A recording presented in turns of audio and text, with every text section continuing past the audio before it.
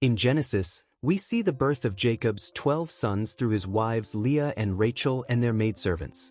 These 12 sons, Reuben, Simeon, Levi, Judah, Dan, Naphtali, Gad, Asher, Issachar, Zebulun, Joseph, and Benjamin, become the heads of the tribes of Israel.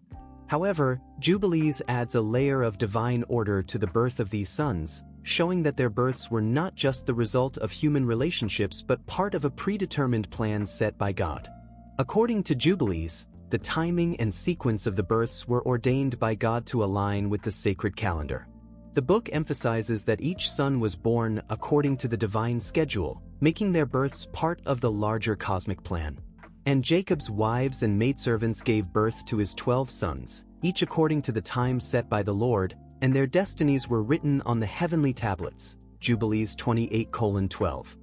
Genesis reference: the birth of Jacob's sons. Genesis 29:31, 30:34. While Genesis focuses on the narrative events surrounding the births of these sons, Jubilees stresses that their births had been written in the heavenly tablets, reinforcing the idea that the 12 tribes were part of God's predestined plan for the world.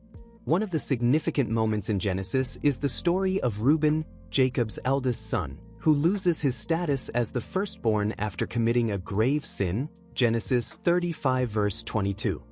Jubilees expands on this event, emphasizing its spiritual consequences and explaining why Judah and Levi rise to prominence in his place. In Jubilees, Reuben's sin is framed as a violation of the divine laws that had been established long before. His actions are not just seen as a personal failing but as a spiritual transgression that disqualifies him from leading the tribes. This allows for Judah, the fourth, to emerge as the tribal leader and Levi to take on the role of priesthood, which is part of the divine orders set by God.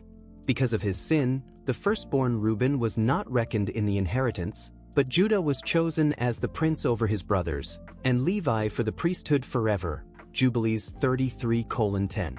Genesis reference: Reuben disqualified due to his sin.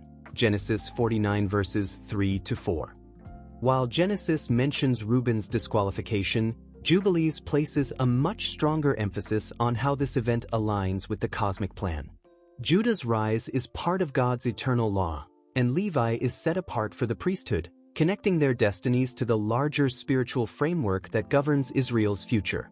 In the Bible, the tribe of Levi is set apart for the priesthood, with Moses and Aaron descending from this tribe. Exodus 28.